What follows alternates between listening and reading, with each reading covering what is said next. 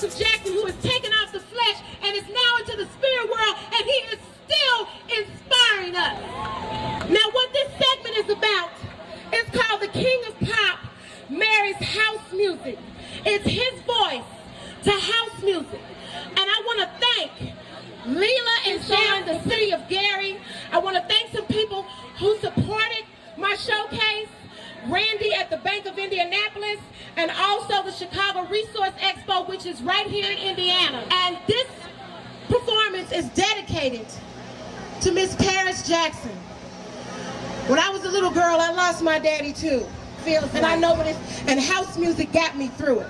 So we getting ready to party. I got my dancers, I got my saxophone player. Come on, DJ, turn the music on. I'm your MC, Hot Diva. Come on, woo!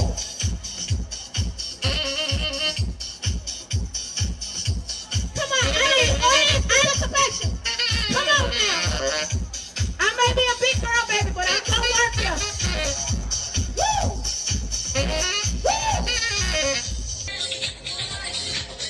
What you know about that? I can't help in that house. Come on up in there. You know stuff about it. Come on up here. That's what I'm talking about. Work it! Work it! All right now, that's what all about. He's all about love. Having a good time. I love you, Mrs. Jackson.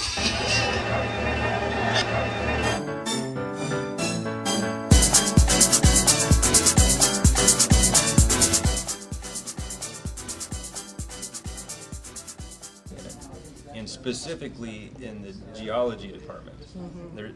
When you most of these companies around here, and you ask them, how old is your geologist that's on your company's team? And most of them are going to be well over 55 years old. Wow. And if you look at the Colorado School of Mines and the School of Mines in Vancouver, which are a couple of the largest ones in North America, you know, their enrollment for geologists is very low.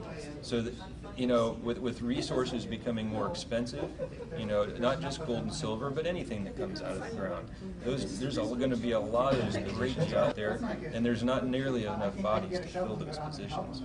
So there's a big gap in the market for geologists. And this is something that's not being promoted. I mean, everyone is screaming about, you know, how they want a job, they can't find a job, the economy is bad, there are college kids graduating, they have these loans, they can't find a job, but no one is educating people about the opportunities that are available. Sure. You know, like I went to the Circus Soleil website, they're hiring, go join the damn circus. You know, I mean, you know, that's a job. Sure. you know, so I mean, I'm glad you're sharing this information because we want to educate people, and especially the young people, they're tomorrow's generation. And we need to see more of them educate themselves and get into gold and silver is not going anywhere. No, absolutely It's going to be around forever. And I kind of want you to expand on what we've been educating people as far as the dollar bill depleting and how it is so important to invest in gold and silver. It's not as expensive as people think it is, because you can get junk silver for about, you can get a roll of dimes for about 40, 50 bucks. I like junk silver too, because junk silver has the lowest amount of premium than any silver that you can buy. But Erica, what I want you to do, I want you to stress how important it is, because one day we're going to walk into the grocery store and they're going to tell us, we ain't taking your cash, we want gold or silver. That's highly likely. Well, you know, the fact that very few people grasp is the fact that gold and silver, any precious metal, it takes blood, sweat, and tears to get that metal out of the ground. You know, you just can't create it like you can create dollar bills. You know, there's no printing press for gold. It comes from the Creator above. That's a fact. And there never will be a printing press for gold. Thank you, Joshua. So you know, that very fact right there, and the fact that there's more and more people on the earth all the time, Asia is growing like it is, and the Asians and the Everybody stop having sex. There's too many people on the earth. the Asians and the Indians really understand gold and silver, especially gold. Okay. You know, there's a custom in India that, you know, if you get married, there's a lot of gold given to the bride's family. Oh, wow. So, and that's going to keep happening. People are going to get married. That gold's going to keep having to be given, and that's just taking a lot of gold off the market. You know, China, you know, for so many years, China, they weren't allowed to own anything. And now China's grown to the point, and they have a semi-democratic government now, so the people of China all of a sudden can start owning their own house, they can start owning their own cars, and making their own investments. So they were under communism for so long, and now the country is so young there that all these young people are saying, wow, you know, I can live like the Westerners have lived. You know, I can have my own stuff and buy my own cars. And so those people are investing in gold because they understand that paper money will do nothing but decrease in value. You know, the U.S. dollar has done nothing but decrease in value since we were taken off the gold standard.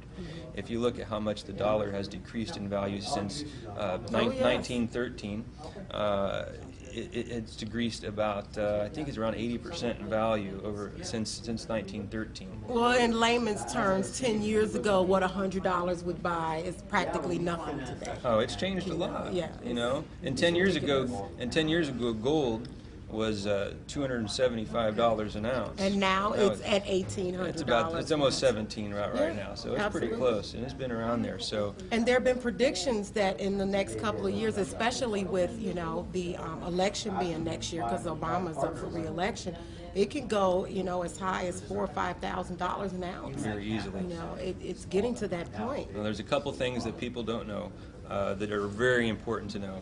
I don't know the derivatives market.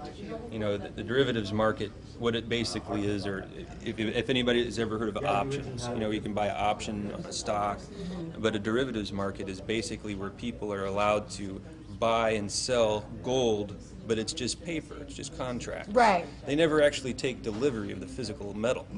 And there's trillions and trillions of dollars. I think it's a $400 trillion market. It's the biggest market in the world, it's the derivatives market. And there's more paper that exchanges hands on gold than actual gold exists.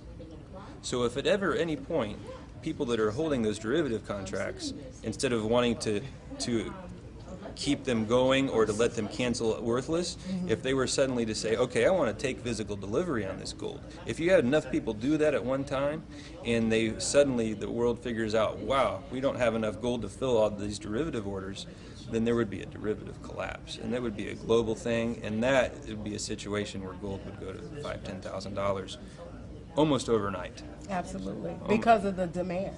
Absolutely. And it's interesting that you mentioned that, because I was speaking with Randy Randall, who's the Assistant Vice President of the Bank of Indianapolis, who I also met here, who was another sponsor of our coverage of the Michael Jackson birthday celebration.